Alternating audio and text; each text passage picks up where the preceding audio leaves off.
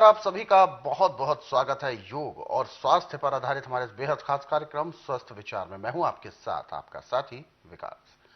दर्शकों, यह कार्यक्रम एकमात्र ऐसा कार्यक्रम है जिसमें आपको प्रकृति के साथ जोड़ा जाता है, जिसमें आपको योग के साथ जोड़ा जाता है, जिसमें आपको ध्यान मुद्राएं बताई जाती हैं और आपके शरीर को आपने स्वयं तंदुरुस्त कैसे रखना है, स्वस्थ कैसे रखना है, ऊर्जावान कैसे रखना है, उन सभी विषयों पर आपको बताई जाती हैं जानकारियां। और साथ ही साथ अनेक प्रकार के रोगों के ऊपर भी चर्चा होती है, क्योंकि शरीर तभी स्वस्थ होगा जब शरीर में कोई भी रोग नहीं होगा, यानी हमारा शरीर निरोगी होगा। क्या है निरोगी रहने का मूल मंत्र, वह इस कार्यक्रम के माध्यम से बताया जाता है और इन सभी विषयों में हमारा मार्गदर्शन करते हैं योग और अध्यात्म के विशेषज्ञ गायत्री सिद्ध पंडित श्री लक्ष्मण दास रतन भारद्वाज जी। आइए सबसे पहले गुरु जी का स्वागत करते हैं और कार्यक्रम की शुरुआत करते हैं। गुरु जी, आपका बहुत बहुत स्वागत है। नमस्कार। नमस्कार। ये कार्यक्रम दर्शकों आप सभी के लिए है। हम चाहते हैं कि आप इस कार्यक्रम का हिस्सा बने। यदि आपके साथ किसी भी तरह का रोग है, कोई भी शारीरिक कष्ट है, तो आप इस कार्यक्रम से सीधे जुड़ सकते हैं। फोन उठाएं, हमें कॉल करें, या आप हमें व्हाट्सएप के जरिए अपना संदेश भेज सकते हैं। व्हाट्सएप मैसेज में लिखना है अपना नाम, उम्र, कहां से बात कर रहे हैं और पूरा सवाल। यदि आप ये सब चीजें लिखकर भेजते हैं तो आपका सवाल जरूर लिया जाएगा इस कार्यक्रम में और आपको मार्गदर्शन भी प्राप्त होगा। इससे पहले कि हम कार्यक्रम को शुरू करें, आप सभी को हम याद दिलाना चाहेंगे, जब भी आप इस कार्यक्रम को देखने बैठते हैं तो कॉपी और पेन जरूर लेकर बैठा करें, क्योंकि ये कार्यक्रम की एक समय सीमा होती है और उसी दौरान आपको बहुत सारे कुछ नुस्खे उपचार भी बताए जाते हैं, जिनको आप लिख लेंगे तो वो नुस्खे और उपचार आपके साथ ताउम्र बने रहेंगे। तो चलिए शुरू करते हैं आज के एक मुख्य विषय पर चर्चा। गुरु जी, आज के इस अंक में हम बात करेंगे जिगर को लेकर। कहते हैं जिगर का मजबूत होना ही व्यक्ति के स्वभाव में भी होता है। जिगर में अधिकांश दर्द होना एकमात्र ऐसी समस्या हो जाती है जो बड़ी परेशान भी करती है। सबसे पहले जिगर के बारे में मैं एक परिचय जानना चाहूंगा कि जिगर वास्तविक तौर पर किसे कहते हैं, इसमें किस किस तरीके से दर्द उत्पन्न होते हैं, तो क्या लक्षण होते हैं? देखिए, जिगर हमारे बाएं दाएं बाजू के नीचे होता है, पथरियों के अंदर। और जिगर का काम है कि जो कुछ आपने खाया पिया उसको पचाना। यानी गाड़ी में पिस्टन लगा के जो क्रैंक है, उस पे पिस्टनों पे जब 16 पड़ता है, वो दबता है तो क्रैंक घूमती है। अच्छा, गाड़ी चलती है। बिल्कुल। ऐसे लीवर पचाएगा, पैंक्री इंसुलिन बनाएगी, पित्ता उसको छान करके गुर्दे को देगा। गुर्दा वहां से टट्टी पेशाब खून लग लग करेगा तो शरीर चलेगा। बिल्कुल। जब लीवर पचाएगा नहीं तो शरीर का बांटा धार हो जाता है। बिल्कुल, एक तरह से पूरा इंजन है व्यक्ति का शरीर। हाँ, इंजन है ये जी। अब देखिए ये खराब कैसे होता है। आपके शरीर में वैसे लेबोरेटरी है, दूसरी लेबोरेटरी फेल हो जाती है, शरीर की लेबोरेटरी फेल नहीं होती। अच्छा। आपने कोई चीज देखने के मुझे इससे लाभ होगा या हानि होगी। सुख की चीज या तो हाथ में लेके दिल पे रखो ऐसे, और लिख कर दो गिलास में रखो, और हाथ दायां ऐसे सीधा कर दो। बिल्कुल। दायां हाथ जब आप ऐसे सीधा करेंगे, टाइट रखना हाथ, दूसरे हाथ में करना मेरा हाथ नीचे दबा। यदि उसको जोर लगा के हाथ नीचे आता, आप स्विच खाइए, आपको नुकसान नहीं करेगी। परंतु जिसमें हाथ एकदम गिर गया उसको खाएंगे तो नुकसान करेगी। और ये किसी को पता नहीं है इस लेबोरेटरी का। बिल्कुल। जिन्होंने टीवी पे प्रोग्राम देख के इस लेबोरेटरी को टेस्ट करके दवाइयाँ खाना शुरू की और चीज़ें खाना शुरू की, उनका जब भी कभी फ़ोन आता तो एक ही बात कहते हैं कि स्वामी जी, हम पता नहीं कितने डॉक्टरों से, कितने हकीमों से, कितने वैद्यों से मिले, परंतु जो जानकारी असल आपने दी वो आज तक किसी ने नहीं दी। हम हर महीने दोनों टाइम दवाई खाते थे, कभी 3 टाइम भी खाते थे, परंतु जब से आपने ये हमें तजर्बा बताया कि शरीर की लेबोरेटरी से टेस्ट करो, हमें एक भी दिन दवाई खाने की जरूरत नहीं पड़ती, हम बिल्कुल स्वस्थ हैं। बिल्कुल। तो फिर मैदे की चीज़ें, तली हुई चीज़ें, बेटाइमा खाना, बासी खाना, ठंडा खाना, मीट शराब का सेवन अधिक करना, ये जिगर को ऐसे बिठाता है जैसे कीचड़ में कोई चीज़ फंस जाती है। और जिगर और तिल्ली, जबकि जिगर लीवर के दाएं हाथ की तरफ पसली के नीचे है और तिल्ली बाईं तरफ पसली के नीचे है, दिल के पास है। ये लिफ्ट पंप है। Lift pump. इंजन से जो माल आया वो लिफ्ट पंप ने साफ करके पिस्टनों को देना। बिल्कुल। वही काम इसका दिल को देना, खून को। अब खून को फेफड़ों से ऑक्सीजन पूरी मिल रही है, खून साफ हो गया तो हमें रोग कोई नहीं है। परंतु जब फेफड़ों से ऑक्सीजन पूरी नहीं मिलेगी, खून साफ नहीं होगा, तो शरीर में तरह तरह के रोग पैदा होंगे। आज एक सबसे बड़ी बात बताऊं मैं आपको कि 100 में से 10% को कैंसर है। परंतु डॉक्टर जो हैं, चाहे मशीनों से टेस्ट करें चाहे अपने तरीके से बताएं, 90% को कैंसर डिक्लेयर कर रहे हैं। बिल्कुल। और जबकि नाड़ी परीक्षण में उनको कहा जाता है देखिए कैंसर नहीं है, खून गाढ़ा है।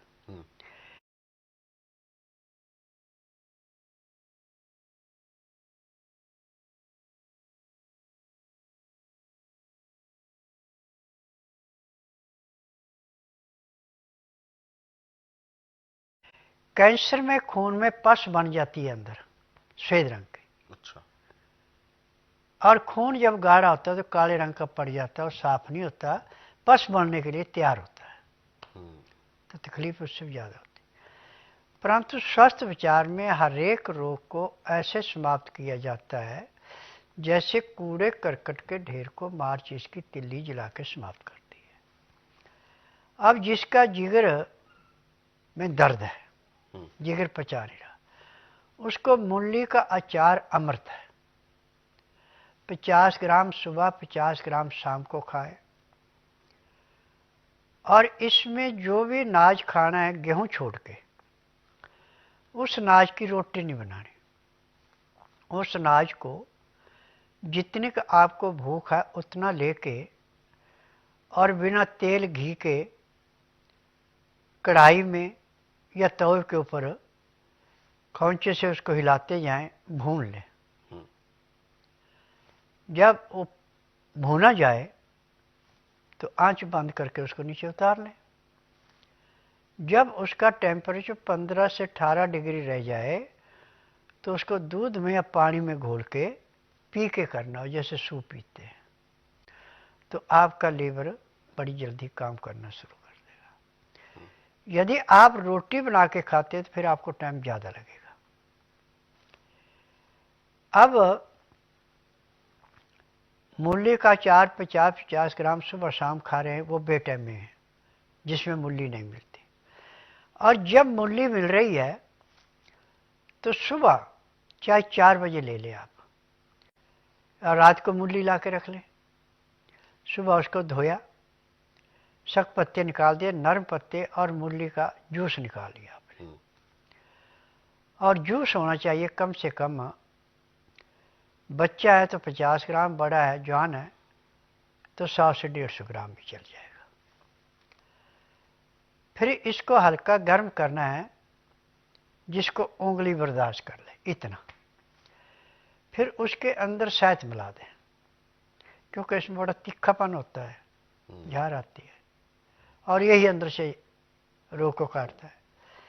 तो आपको पीने में एक तो जो झुनझुनी आती है वो नहीं आएगी, आंखों से नाक से जो पानी निकलता है महक से वो नहीं आएगा, और फिर आपका लीवर काम करना शुरू कर देगा। जब आप इस क्रिया को करेंगे तो करने के 2-2.5 घंटे के बाद आपको भूख महसूस होना शुरू हो जाएगी। तो उस टाइम अन्न नहीं देना। मूली के पत्ते नर्म और पुदीना नर्म पत्ते पीस के चटनी बना दें, उसमें मूली भी कद्दूकस करके मिला दें, फिर चटनी बना दी अच्छी तरह, उसमें थोड़ा सा नींबू का रस मिलाया 2-4 बूंद, ज़्यादा नहीं, इसमें नमक मिर्च कुछ नहीं मिलाना।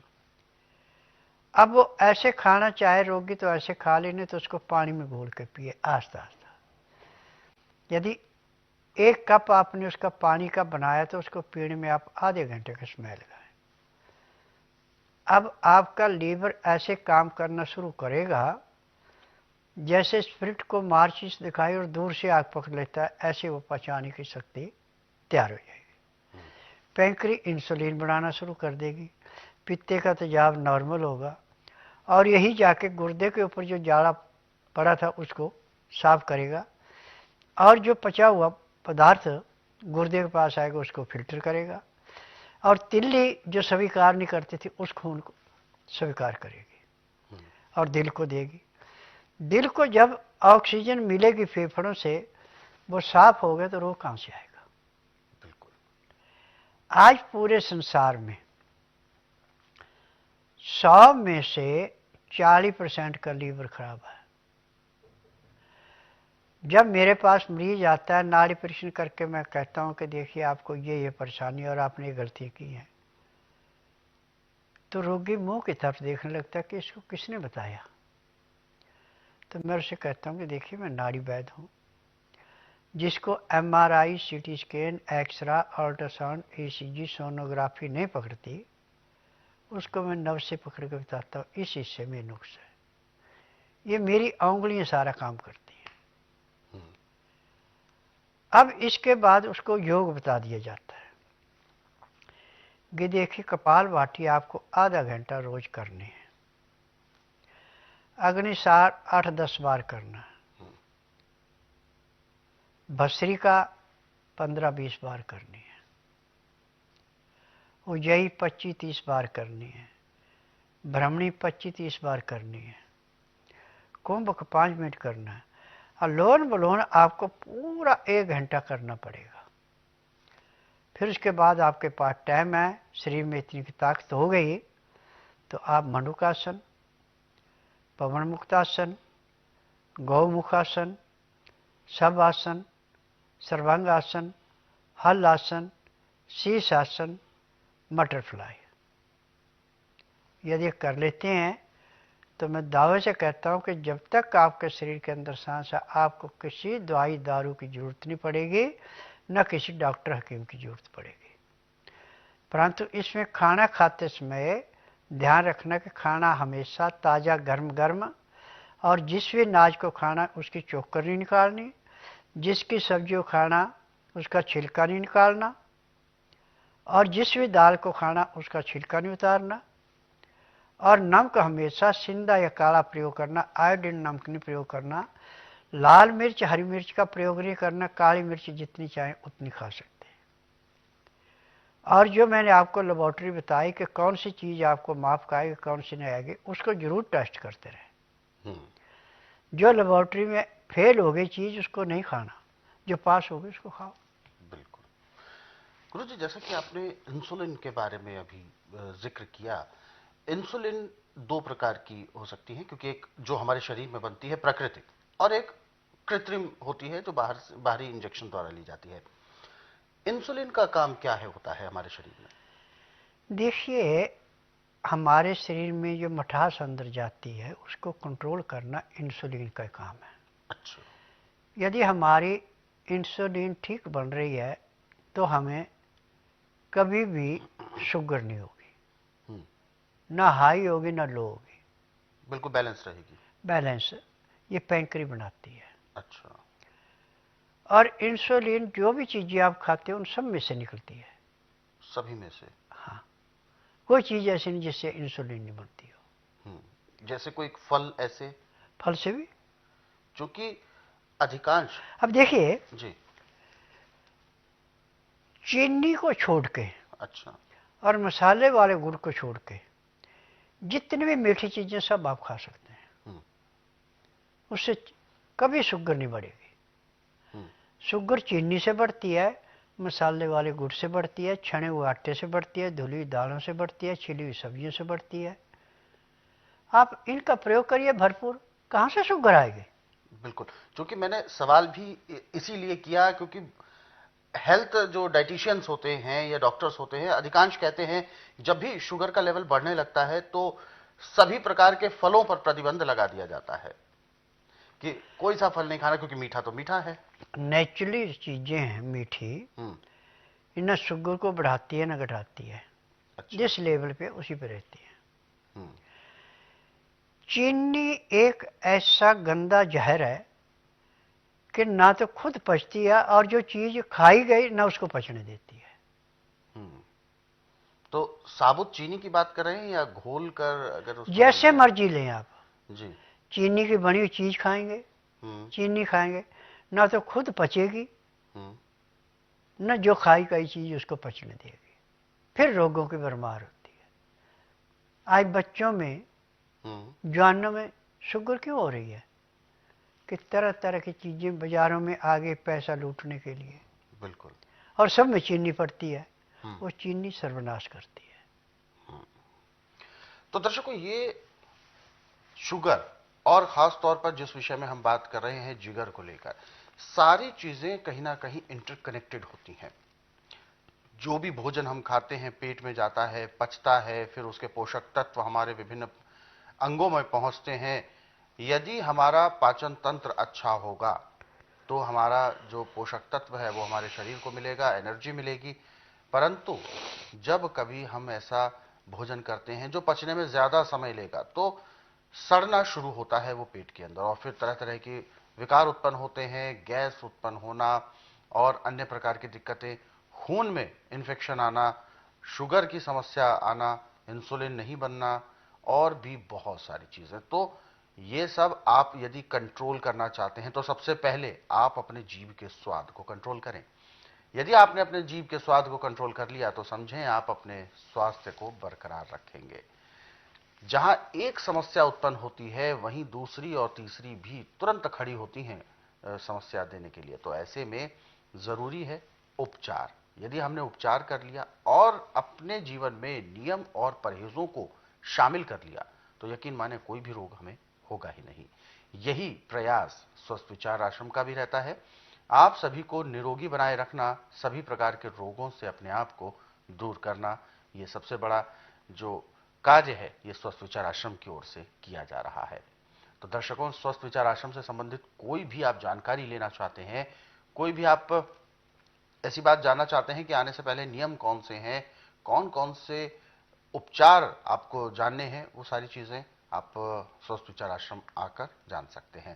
नाड़ी परीक्षण किया जाता है, नब्ज चेक की जाती है, उसके बाद ही फिर बहुत सारे जो उपचार हैं वो आपको दिए जाते हैं।